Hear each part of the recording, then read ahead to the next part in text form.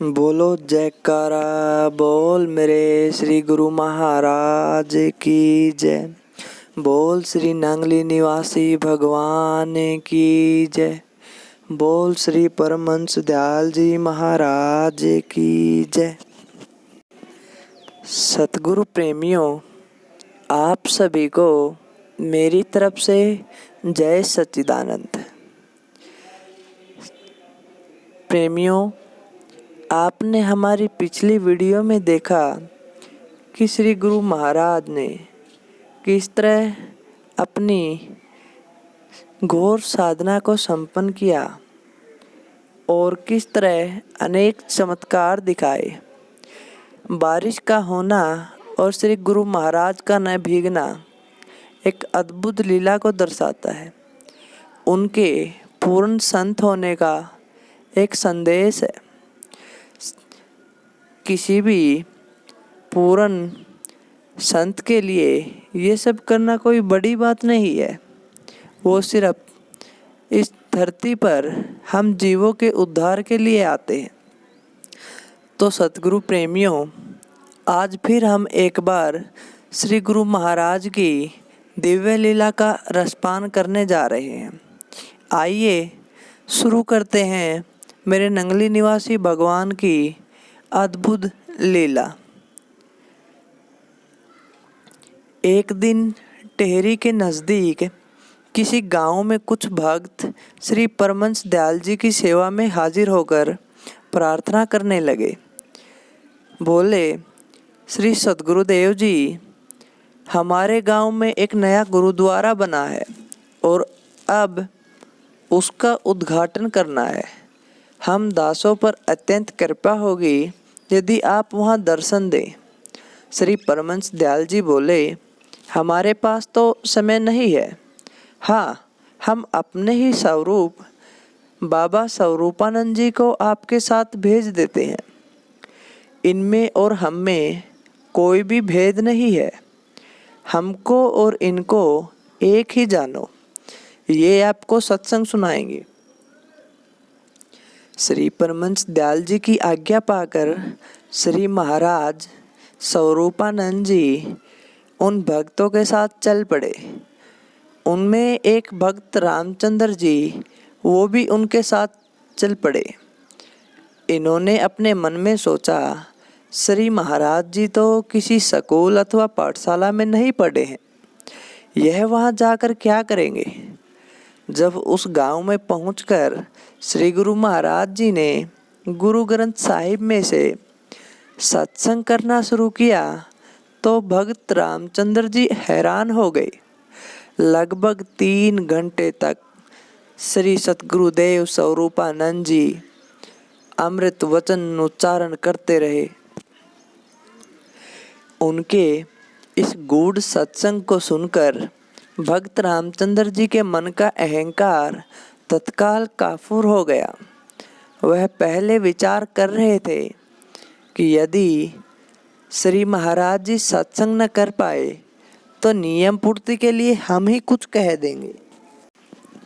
परंतु उन्हें क्या पता था कि श्री परमहंस दयाल जी के वचनों में क्या रहस्य है। यह श्री महाराज जी नहीं बोल रहे थे, ईश्वर की सत्ता स्वयं बोल रही थी। सकल संसार की वाणियों के भंडार जब स्वयं जिससे जहाँ और जो चाहे और जिस समय चाहे कहलवा सकते हैं। और श्री स्वरूपानंद जी तो साक्षात पूर्ण थे। हजरत मोहम्मद साहिब ने इसी ईश्वरीय सत्ता को प्रणाम करते हुए अपना निज अनुभव दर्शाया। 40 साल तक मुझे बिल्कुल आम आदमी की तरह जिंदगी बिताते हो गया। तब कभी कभी हम मक्का के नज़दीक गारे हुरा में जाकर इबादत किया करते थे। एक दिन वहाँ मैंने एक ऐसा नज़ारा देखा जिससे डरकर मैं घर लौट आया। घर में पहुँचते ही अपनी बीवी से कहा, मुझे कंबल ओढ़ा दो, मैं बहुत परेशान हूँ। बीवी खातीजा ने मुझ पर चादर डाल दी। फिर मैंने उससे कहा, आज गारे हुरा में मैंने एक अजीब आदमी देखा। उसने मुझसे कहा, मैं खुदा का भेजा फरिश्ता जबरील हूँ, आपको खुदा ने नबी बनाया है। तब उसने मुझे कुछ पढ़ने के लिए कहा। मैंने जवाब दिया, मैं तो अनपढ़ हूँ, कैसे पढ़ सकता हूँ। तो जबरील ने मुझे अपने सीने से लगा लिया और खूब भींचा। तब फिर उसने मुझे पढ़ने के लिए कहा। मैंने उसे फिर वही जवाब दे दिया। तो उसने फिर अपने सीने से लगाकर मुझे भींचा। तीसरी बार जब सीने से लगाने के बाद उसने मुझे कहा, पढ़, अपने रब के नाम से पढ़, उनके नाम से पढ़ जिसने हर चीज़ को बनाया है, इंसान को भी उसने जन्म दिया है। पढ़, तेरा रब तेरा मान रखेगा। जिसने कलम द्वारा इल्म दिया और इंसान को वह सब कुछ सिखाया जो वह नहीं जानता था। जबरील के कहने पर मैंने पढ़ा तो सारे जिस्म में कंपकंपी छिड़ गई। मुझे अपनी जान का खतरा पड़ गया। बीवी खातिजा, जो पहले मेरी हालत देखकर परेशान हो गई थी, अब मुझे तसल्ली देते हुए बोली, आपको डरना नहीं चाहिए बल्कि खुश होना चाहिए। वही ठीक जानता है कि उसने आपसे क्या काम लेना है। जो काम उसने सोचा है, आपको उस काम में रुसवाई नहीं होगी। ऐसे ही महाराष्ट्र के प्रसिद्ध संत श्री ज्ञानेश्वर जी ने भी एक ऐसा ही चमत्कार दिखाया था। उन्होंने भैंसे के मुख से वेद मंत्र उच्चारण करवाकर सबको हैरान कर दिया था। श्री गुरु ग्रंथ साहिब में भी इन्हीं महापुरुषों की महिमा का वर्णन किया गया है। ये तो उस विद्या को जानते हैं जिससे दूर सभी सांसारिक विद्याएं हैं। जब गुरु नानक देव जी को पोंदे के पास पढ़ने के लिए भेजा गया तो उस समय उन्होंने पोंदे से कहा, हमें तो तुम उस सतनाम का बोध कराओ, हमसे इन कलमों, दवातों और कागजों से क्या सरोकार। श्री गुरु नानक देव जी गुरु ग्रंथ साहिब में सच्ची विद्या की प्राप्ति के विषय में कहते हैं, जाल मोह घस मसी करमत कागज कर सार, भोग कलम कर चिंत लखारी, गुरु पुछ लिख विचार। दूसरे महापुरुषों ने भी गुरु ग्रंथ साहिब में इसी सच्चाई को दर्शाया है। वेद किताब सिमरत और शास्त्र, इन पढ़िया मुक्त न होई, एक अक्षर जो गुरमुख जापे ताकि निर्मल सोई। पड़पड़ गड्डी ला दिए, पड़पड़ भरिए साथ, पड़पड़ बेड़ी पाई, पड़पड़ गड़िए खात। पढ़िए जैसे बरस बरस, पढ़िए जेते मास, पढ़िए जेती अर्जा, पढ़िए जेते श्वास। नानक लेखे एक गल होर, हेमे जखन जाग। मानव सृष्टि के आरंभ से ही ब्रह्म विद्या, पराविद्या अर्थात इल्म, सीना का विकास एक दिल से दूसरे दिल तक अर्थात सीना ब सीना होता रहा। इसके विपरीत शास्त्रीय ज्ञान, अपरा विद्या धीरे धीरे विकसित होते रहे। शास्त्रीय वाणी की प्राप्ति जो जिज्ञासु को कई अन्य साधनों से हो जाती है, किंतु ब्रह्म विद्या वो तो पूर्ण सद्गुरु देव जी की कृपा से ही साधक को मिलता है। कथनी ज्ञान और व्यवहारिक ज्ञान में बहुत फर्क है। महापुरुषों ने जहाँ व्यवहारिक ज्ञान की प्राप्ति पर जोर दिया है, वहाँ कथनी ज्ञान को अच्छा नहीं माना जाता।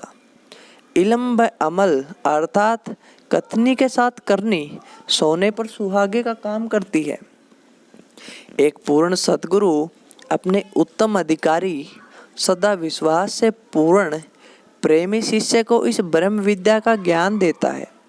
विवेक, वैराग्य, सठ संपत्ति और मुमुक्षा आदि साधनों से संपन्न जिज्ञासु ही इस आध्यात्मिक धन का अधिकारी होता है। यह तो देने वाले की मौज पर निर्भर है कि वे किसे दे देता है।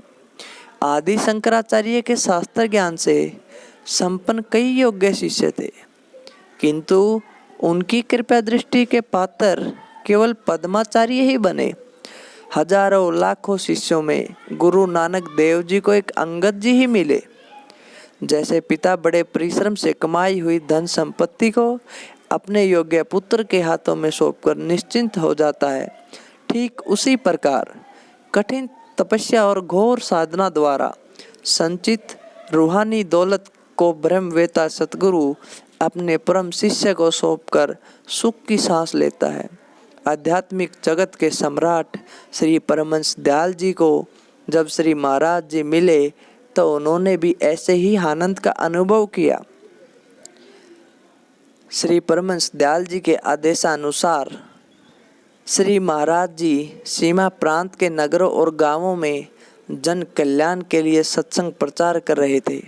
एक दिन श्री परमहंस दयाल जी ने अपनी मौज से आपको टेहरी में बुलवाया।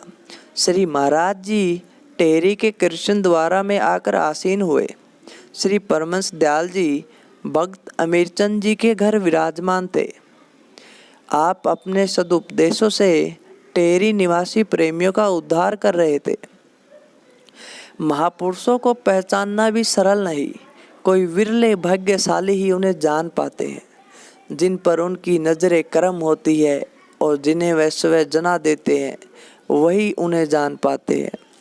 टेहरी के सुप्रसिद्ध भक्त दीवान भगवान दास जी एक ऐसे भाग्यशाली महानुभाव थे। इनको ही श्री परमहंस दयाल जी को टेहरी लिवा लाने का श्रेय प्राप्त हुआ।